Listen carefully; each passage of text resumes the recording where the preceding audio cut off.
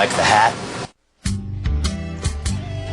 You know, Rusty, nothing burns me up quite like when folks take a good, honest piece of American kibble and go fussing with it, dressing it up like it's one of them fuzzy old poodles. Poodles is right. Case in point, chili. Do you know, Rusty, that there's folks that actually compete with chili like in a culinary rodeo? That don't make no sense. No, it don't make no sense. How are you supposed to get a saddle on a bowl of red? What I'm talking about here, Rusty, is the fact that a good, honest bowl of chili don't need no mushrooms, don't need no taters, don't need no duck fat, don't need no chocolate, no jujubes, well, I sure don't need none of that tofu. You sure don't need no beans. Oh, I don't need no beans. Not that there's anything wrong with beans per se. It's just, well, when a feller's putting his fork into something, he expects what he's expecting. And if he don't get what he's expecting, a feller's likely to get a little disoriented. Well, just like that time I met that saloon girl in Dodge. I could have sworn she was... No, that ain't what I'm talking about. I'm talking about the fact that chili making is all about taking a few little barely edible bits and pieces and converting it into a sublime gestalt of flavor and texture. I thought it was about cooking. No, sir. It's about...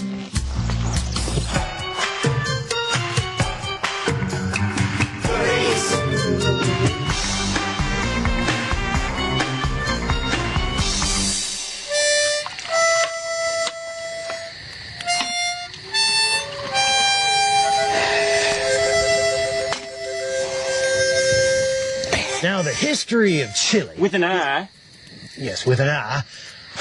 Used to be fog-eared and Rusty's head after a night in town. That is, of course, until this mysterious stranger wandered into camp. Go ahead, mysterious stranger. Tell him what you done told us. Well, nobody really knows how that dish we call chili con carne originated. Hence, mystery. But they do know it didn't come from Mexico. However, the predominant flavors, the cumin and the chili peppers and the oregano, they did. Look how soft this skin is. Well, Rusty, he probably uses sunscreen, as should we all. Some nutritional anthropologists say that chili came with a group of 16 families from the Canary Islands who came and settled near San Antonio in 1731. Other people say that the first recipe for chili con carne... That means chili with meat. Thank you, Rusty. Now, you gonna let the little fella finish? Okie dokie. Okay, then. ...was written by a 17th century nun named Mary of Agreda. She said that recipe came to her when she was in a trance. A nun. A trance. But I think it was concocted by cooks in the 1850s. They pounded together dried beef and fat and salt and chili peppers into bricks. And those bricks could be reconstituted in hot boiling water. What's reconstitute? It's French, I think, for putting something together. I don't know. But the real advance in chili making came in 1890 when a spice mix called chili powder hit the market. Well, I don't know about that. Around here, we make our own chili powder, but it's a dang good story. Say, stranger, you want some more coffee? You got decaf? You know, stranger, I think maybe it'd be best for all of us if you just rode on tonight. Well, fine then. You boys smell bad anyway. Smell bad. Side saddle. Strange. Well, Rusty, I reckon that's why they call them strangers. I better tend to the horses. Yep, and I better tend to the chili powder. If you're going to make some quality chili powder... With an eye. You're going to need some quality dry chilies. With an E. Yes, with an E. I like to use 3 of 3. I have here 3 ancho chilies. These are basically the dried version of poblanos. You can use any large dry chili of this size. It'll be just fine. We got ourselves some little cascabeles. That means a little bell in Spanish, and you can hear it.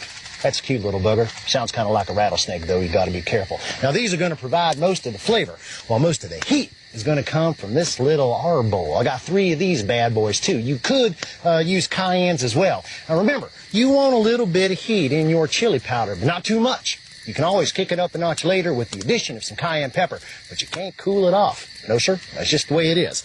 Now, I do want to get the seeds out of here because they are bitter. So I just clip off the end with my trusty range scissors and throw them out on the ground. Hey, maybe next year when we come back, there'll be peppers growing up all over the place. Sorry, chilies. Chilies, these are technically chilies. Then I just take them and cut them up right into the pan. You got a few seeds in there, it ain't gonna be the end of the world. There we go.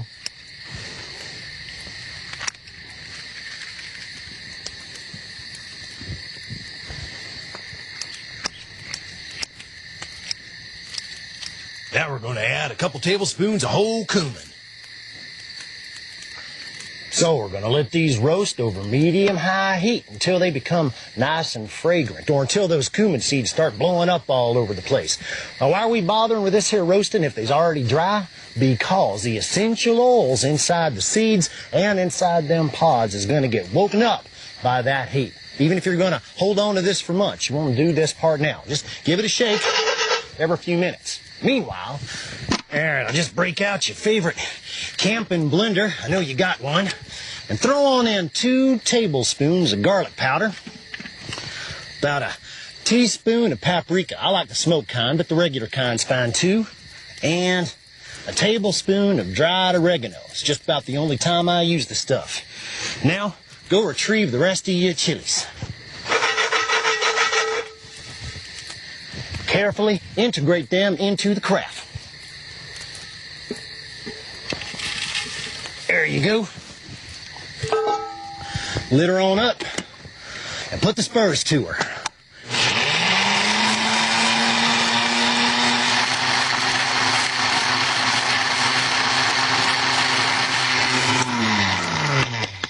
Now, do yourself a favor and leave that lid on for a good minute. Else you'll take off the lid and mace yourself. That ain't good eats. No, sir. Now, you can bottle this stuff up and it'll keep for about 6 months. Whatever you do, don't use store-bought chili powder. I promise you, there's more flavor in the glue holding on this label than there is in the bottle. Right, Rusty? Yep. I reckon it's about time to cook us up a mess of red. Yep. Did you bring the groceries? Nope. Nope. Rhymes with dope. Yep. Oh, bother.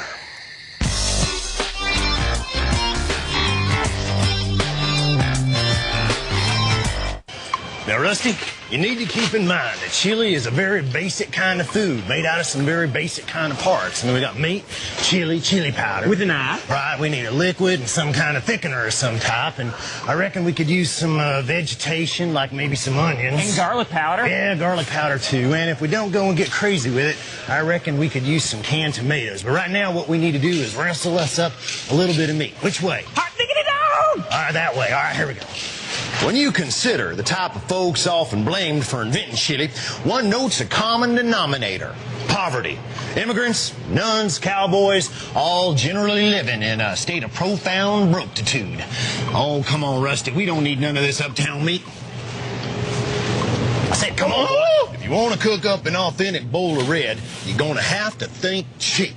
In the modern American mega mart, that means going with stew meat, about 3 pounds of it. Now, I give you that the traditional chili meat of choice is beef. But, you know, rustlers like me and old Rusty, heck, we'll use just about any meat we can get our hands on. So we're going to go with the mixture. I'm going to go with the 1 pound of this here beef, stew beef. We're going to go with the 1 pound of this here pork. That'll be good for texture. And for a little added flavor, we'll go with a pound of this here lamb.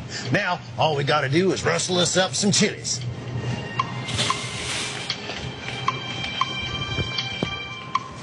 Boy. Now, believe you me, our chili powder's going to deliver on some heat. But real chili lovers, myself included, often like to kick things up another notch by infusing a little more chili into our situation. Now, fresh chilies like this here jalapeno and this here habanero, often called Scotch bonnet, are commonly available in the modern American Mega Mart, but they's real perishable. That means they go bad fast, and they don't fit real well in a saddlebag, which is why I often use canned. That's right, kids, canned chilies. That's chilies with an E. You have got to come along. Now, as far as I'm concerned, the flavor of chili With an I. comes from these right here, chipotle chilies. With an E. And adobo sauce, a piquant mixture of ground chilies. Shut it with herbs and vinegar. Now, chipotles, of course, are nothing but smoked jalapenos. But that's the thing that's challenging about learning your chilies. You see, in Mexican parlance, the dried, the fresh, the smoked version of the very same pod may all have different names, so it's a little bit tricky. Now, while we're in this here neighborhood, we're also going to get us a little bitty can of this here tomato paste. Can we put these in this time? Rusty, boy, that's seaweed. Yep. Rusty, time out.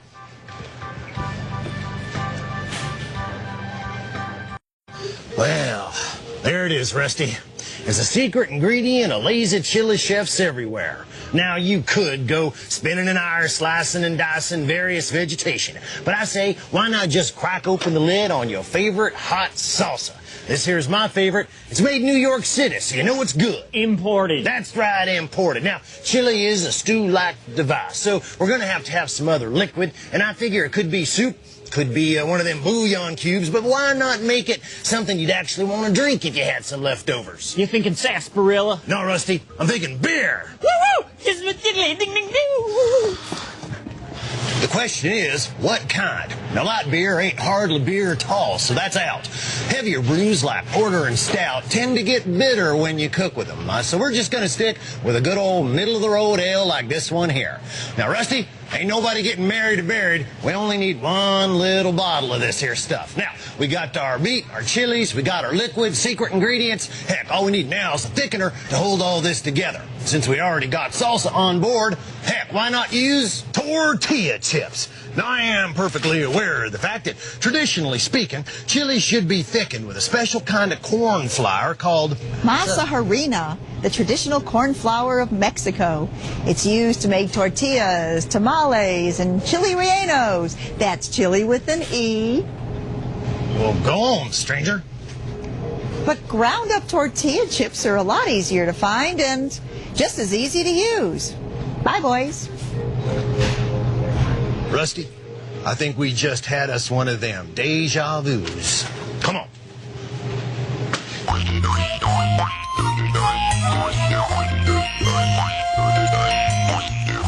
Come on, Rusty, we gotta get out of this wreck. Hello? Hello? Howdy? Rusty, looks like ain't nobody home. Well, they ought not leave that door unlocked. Well, maybe not everybody in the world's got a mind as suspicious as yours. Well, I reckon the lady of the house wouldn't mind if we did a little cooking. This place is kind of creepy. Yeah, a bit off kilter, I'd say. Well, why don't we just do what we need to do and get out of these folks' hair? Why don't you go rustle us up a pot and I'll deal with the grocers, okay? Go that way. Over there. Well, I reckon these folks ain't all bad.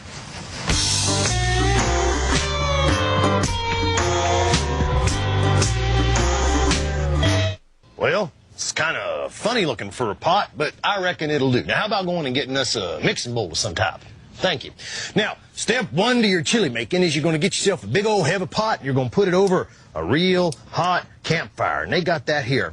Ah, that's perfect. Now, how about getting us some cooking oil? That's what we need. Now, get yourself a big old bowl and toss in your 1 pound of beef product, your 1 pound of lamb, get on there, and your 1 pound of pork, lamb, beef. We got it all. Now, we need a little bit of salt on there to give it some season. I bet they got... Ain't that clever? Gosh darn this thing. We're only going to use 1.5 teaspoons because there's plenty of salt in them tortilla chips. Got to take that into account. There, just toss that, and then we're going to lube it up a little. Rusty, where in tarnation's that old boy? What in tarnation? These folks got a security camera in their cupboard. They must really be fat. How's that? 'Cause they really are watching what they eat. All right, then. Now, we need to remember that we're doing inside cooking here. We don't want to make any more smoke than is absolutely necessary. So we're going to go light on this here oil. About 2 teaspoons. Just enough to barely cook this meat. Now, we're going to brown in batches. The trick here is to not crowd the pan. How come? Because if there's too much meat in the pan, the temperature will drop and we won't get a good sear. And if the pieces are too close together, there won't be room for the juice to evaporate and it'll just sit there and stew. And that ain't good. No, it ain't. So we're going to work in batches. I reckon we'll have maybe 3 batches here. Now, as soon as this batch is good and brown, we'll move it off into that other bowl and go again. We'll get us another bowl. Go on. Yeah. Now, when all that meat's browned off, we're going to dump the whole thing into that big old pot there. Gosh darn it, I got a couple pieces of stuff. There. Now, put this back over high heat and then pour in 1 bottle of beer plus 1 tablespoon. There we go. Now, do we really need all this here beer? No, sir, you don't. But it sure is nice having to drink the leftovers. Now, we're going to scrape around on the bottom of this just to dissolve all them little bits. Frenchman once told me that's called deglazing.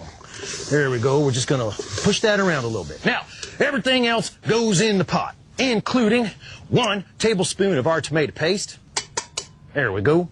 Let's see, 1 tablespoon of our chili powder. With an I. With an I. Well, it's close to a tablespoon. I also like to add about a teaspoon of ground up cumin, because I just like the way it tastes. There we go. Now, we got 3 big handfuls of our tortilla chips. There we go. We're going to break them all up good, too. There we go. There we go. That's good. All right. Now, 1 whole 16-ounce container of our New York salsa. There we go. And 2 of them canned chipotles, chopped up alongside 1 tablespoon of their adobo sauce. Them's nice gloves, Rusty. Cheapers. Now, this stuff is dang tasty, and it is double dang hot. So don't go adding more unless you know what you's doing. Luckily, I knows what I was doing. Woo! Last but not least, we put back in the rest of the meat. There we go. Everybody in. All right, mighty fine. Now, nothing left to do but lit her up. How do you put on this old dang thing? Hey, it's a pressure cooker, you ignorant wretch. You line this up, you turn the handle over, and then you lock it in. Well, I knew that. I knew that. Now, the lock and lid creates a pressure of 15 pounds per square inch, which in turn raises the boiling point of the liquid inside to the neighborhood of 235 degrees. Celsius? No, Fahrenheit. All right. Which in turn cooks the meat a heck of a lot faster. Well, how much faster? Heck of a lot. When the steam starts to come out here, back down on the heat till it's just barely whistling at you and wait 25 minutes. That's it? 25 minutes? Gum. Where did you learn about this contraption? I saw it once on the Food Network. They got one of them? Bam! Good. Darn it, you startled me, boy. I'll call you if I need you.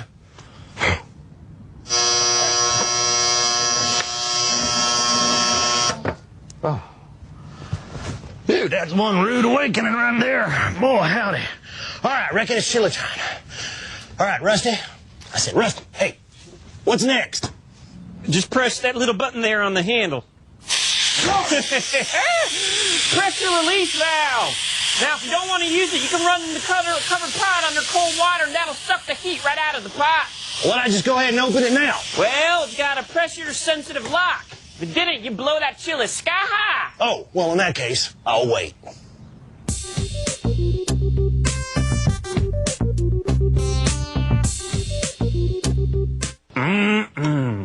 Now, there's no right or wrong way to serve chili, but I do have to say that I find the bowl that's 3 times wider than it is deep to be the most appropriate. And here's the best thing. When it comes to toppings, the sky's the limit. Sour cream, onion, cilantro, truffles, or quail eggs. Boy, what in the name of all that is good and sacred are you talking about? I'm just presented some possible service options. Oh, you are? Well, allow me to present a service option. You put the chili in the bowl, you put the spoon in the chili, you put the chili in your mouth. But Tom! Don't call me that, boy. It makes me feel old. Now, for you folks at home that ain't got one of them, what'd you call that thing? Pressure cooker? Pressure cooker. Don't despair. Just get yourself a nice, big, heavy Dutch oven, preferably one that's cast iron.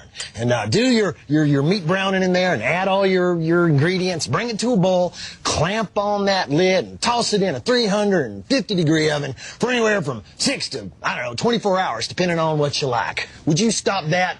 I want to go make me another batch of this. There. Now, why do you reckon they got a camera in the oven? Beats me. You'd think it'd melt. One would think. Well, they got another in the refrigerator and one in the pantry, too. Weird, these people. Well, then let's not hang around to meet them. Let's skedaddle, boy. Come on. Wait. I get the chili. You get them bears. The bears. Don't leave the bears. The bears. The cow. No, leave that dang cow. We got plenty of the real thing. Let's go.